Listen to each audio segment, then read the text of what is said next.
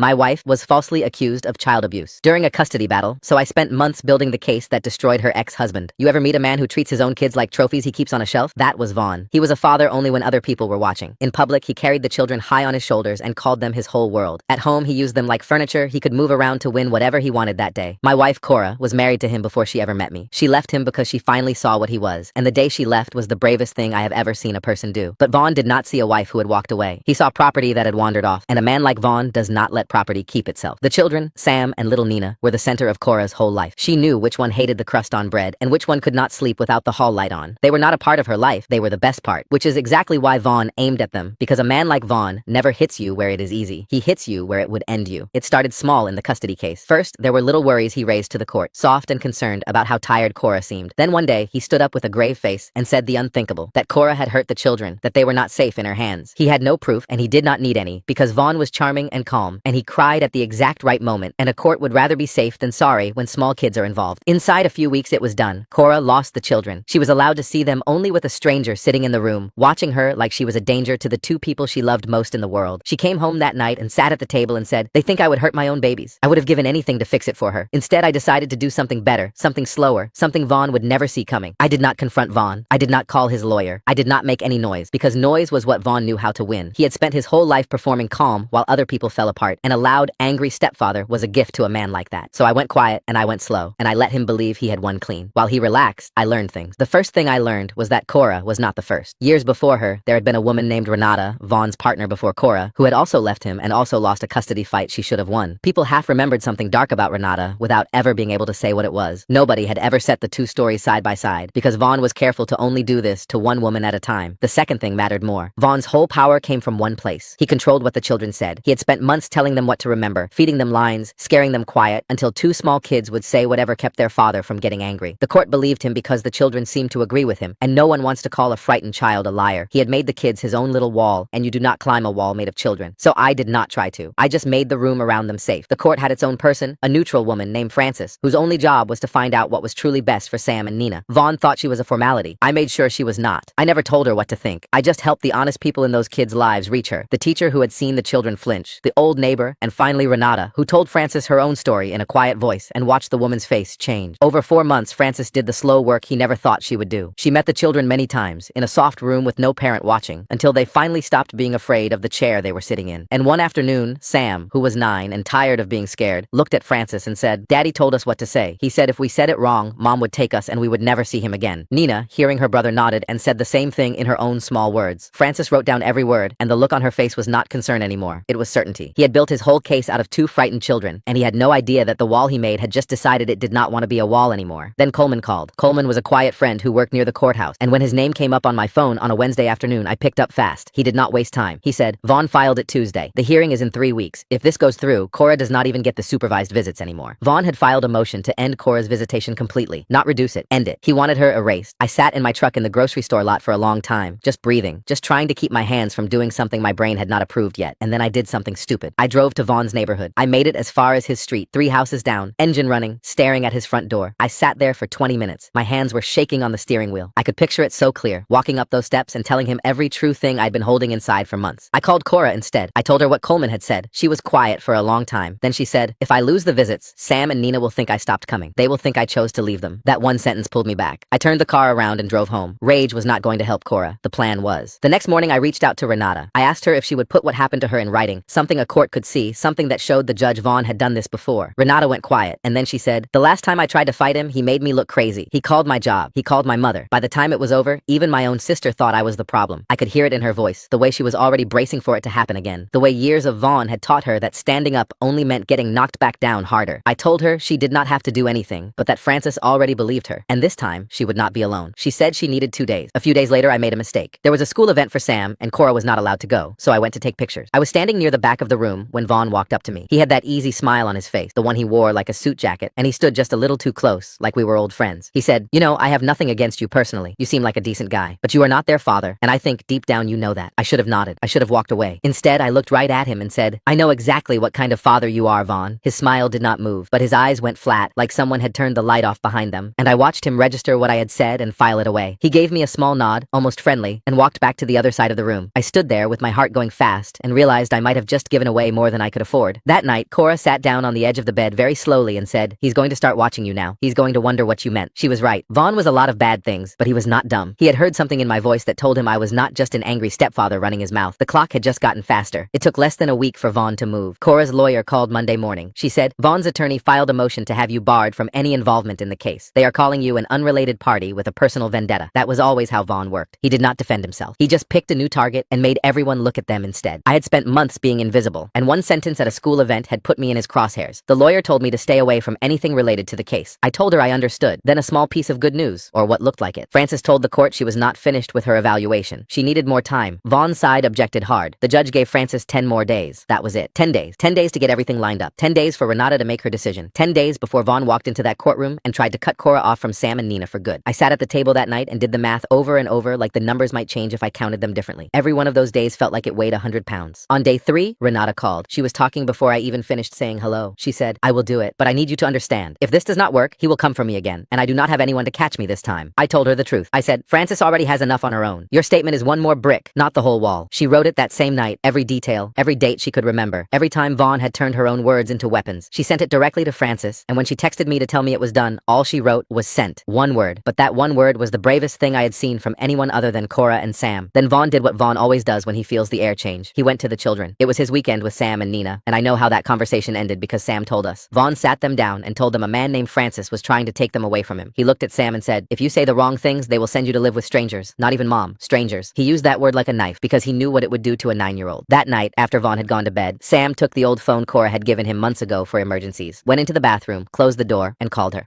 Cora was sitting next to me on the couch when her phone lit up. She picked up, and I watched her face go from surprise to something between fear and fury and love all at once. Sam was whispering. His voice kept breaking. He said, "Daddy is being scary again. He says I have to fix what I said." Cora's hands were shaking so badly she almost dropped the phone. I reached over and took it just to hold it steady, and with my other hand, I opened the voice recorder and hit record. We did not plan that. It just happened. Sam said he was scared. He said Nina was asleep. He said he did not want to fix what he said because what he said was real. Cora told him she loved him and that he was the bravest kid she had ever known. When the call ended, she put her face in her hands and cried without making a sound. The next morning, I brought the recording to Cora's lawyer. She listened to the whole thing twice. The second time, she closed her eyes, and when it finished, she said, "This is not just he said she said anymore. This is a child asking for help on tape." She called Frances right then. I watched Frances listen through the glass door of the office. I watched her face. It was the same look she had the day Sam first told her the truth about Vaughn's coaching. It was not shock. It was certainty, the kind that hardens in a person's face like something setting in concrete. She nodded once, slowly, and wrote something down. Vaughn had no idea. He was still out there somewhere with that easy smile, still thinking he was the smartest person in every room, still believing that his children would always be too afraid to stop being his wall. But Sam was not a wall anymore. Sam was a witness. The days before the hearing felt like the air before a storm. Cora went quiet, a deep kind, where you can see the person you love sitting right next to you, but you can feel how far away they really are. She stopped eating full meals. At night, she would sit on Nina's bed and fold clothes Nina had outgrown, shirts and pants and little dresses that were 2 sizes too small now, because Cora had not been allowed to take Nina shopping, had not been allowed to see what size her daughter had grown into. She just folded them over and over, smoothing wrinkles in little shirts that no longer fit a daughter she was barely allowed to touch. One night, I found her there with a yellow shirt in her hands. I sat down on the floor beside the bed and waited. After a while, she said, "What if it does not matter? What if he cries at the right time again and they believe him again?" And I could hear it in her voice, the thing she was really asking, which was not about the hearing at all. She was asking me if the world was the kind of place where a man like Vaughn could just keep winning forever. I wanted to promise her everything would be okay. Instead, I said, "Sam spoke. Nina spoke. Frances heard them. That is not nothing." Something in her face got a little less tight. The next day, Ben called me. Ben was a friend who had been helping with the small stuff that turned out to not be small at all, driving Renata to her meetings with Frances, keeping track of dates. His voice was tight. He said, "Vaughn's lawyer just called Renata. He told her if she submits that statement, Vaughn will pursue legal action against her for defamation." I called Renata right away. She picked up on the first ring, which told me she had been waiting for someone to call. She was crying. Not the loud kind, the tired kind, the kind where a person has been through so much that they do not even have the energy to cry hard anymore. She said, "He always does this. He always finds a way to make you feel like you are the one who did something wrong." I did not beg. I just said, "Your words are already in the file, but I am asking you one time to let someone else stand next to you in that room. You do not have to fight him alone again." The line went quiet. Then she said, "Tell me what time." 3 words. They were enough. The night before the hearing, everything felt settled. The lawyer had the recording. Frances had finished her report. Renata had agreed to show up. Cora and I sat at the dining table that night. She had her hands wrapped around a cup of tea that had gone cold a long time ago, and she was looking at me in a way she had not looked at me in months. Not scared, not tired, something else. She said, "Whatever happens tomorrow, you gave me something Vaughn took away. You made me believe I was not crazy." That moment lasted about 40 minutes. We were getting ready for bed, brushing teeth, setting alarms, when Cora's phone rang. It was the lawyer. I knew it was bad because the lawyer would not be calling at this hour if it was good. Cora put the phone on speaker. The lawyer said, "Vaughn's attorney just submitted an emergency motion. He is claiming your husband husband has been coaching witnesses and manufacturing evidence. He is requesting that Francis's entire evaluation be thrown out. I stood in the bathroom doorway with my toothbrush still in my hand. The lawyer said, they are trying to disqualify everything. Francis, Renata, the recording, all of it. Cora put her head down on the table, slow, like she did not have the strength to hold it up anymore. I stared at the wall and felt 4 months of careful, patient, quiet work hanging by a single thread. I told myself the truth does not stop being true just because someone tries to throw it out of a courtroom. I had to believe that. There was nothing else to stand on. The hearing started at 9 in the morning and Vaughn's attorney came out swinging. He stood up, buttoned his jacket, and pointed his words at me without ever looking in my direction. He said, this is not a custody evaluation. This is a coordinated attack on a loving father by a man who married into a situation he has no right to control. He laid it out like a story, like I was some jealous outsider who had wormed his way into Cora's life and decided to play hero. The judge listened without moving, and that was almost worse than anything, because I could not tell which way she was leaning. I sat in the gallery behind Cora and could not speak. I could not defend myself. I just had to sit there and watch the room decide if 4 months of careful, patient, quiet work was honest or a con job. Then Cora's lawyer stood up, and she did something I did not expect. She did not talk about me at all. She did not defend me, did not explain me, did not even say my name. She just told the judge that since this motion was about whether Francis's evaluation had been compromised, the simplest thing was to let Francis speak for herself. The judge agreed. Francis took the stand. Vaughn's attorney went right at her. He asked, were you contacted by the children's stepfather? Francis did not flinch. She said, he connected me with a former partner of the father. That is standard in an evaluation. I am required to seek collateral sources. He did not tell me what to think. He told me where to look. What I found